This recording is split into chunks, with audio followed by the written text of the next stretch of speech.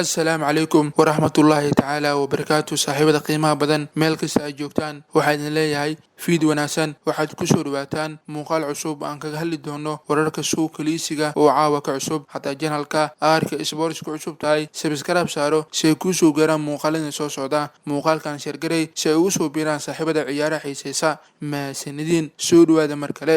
kooxda Liverpool ayaa u dhaqaaqaysa 25 jirka garabka weerarka ugu ciyaara kooxda Real Madrid Marco Asensio, kaasoo la sheegayo inuusan ku faraxsanayn inuu sii joogo garoonka Bernabeu. waxaana sidaas qortay shabakada Mirror. Newcastle United milkiilayaasheeda cusub ayaa doonaya inay kooxda ka dhigaan mid sida Man City iyo PSG oo kale. kooxahaas ayaa sidoo kale leh milkiilayaal bariga dhexe oo ka soo jeeda, waxaana sidaas qortay Times. Manchester United qadkeeda dhexe Paul Pogba ayaa sheegay inuu weli la xiriirinayo asxaabtiisii hore ee Juventus, balse diiradda uu saarayo inuu xilciyaareedkan si wanaagsan kula dhameysto Manchester United. waxaana sidaas qortay Sports ka soo baxda horyaalka Itaaliya. Frank Lampard iyo Steven Gerrard ayaa ku jira liiska tababarayaasha la wareegi kara Newcastle United si ay u bedelaan Steve Bruce oo sheegay inuu filayo inuu shaqadiisa weyn doono. waxaana sidaas qortay Telegraph. Man City ayaa doonaysa inay wadahadal heshiis kordhina la furto Raheem Sterling, mana xiiseynayso inay iibiso 26 jirkan oo wax 2 sano oo ka haray qandaraaskiisa. The Sun ayaa sidaas qortay. Barcelona ayaa si weyn loo xiriirinaya Raheem Sterling. Man City bedelkiisa baarka weydiisay karta Usama Dembele, waxaana sidaas qortay Mundo Deportivo. Juventus ayaa iibka Weston McKennie ku xirtay 25 milyan oo pound xilli 23 jirkan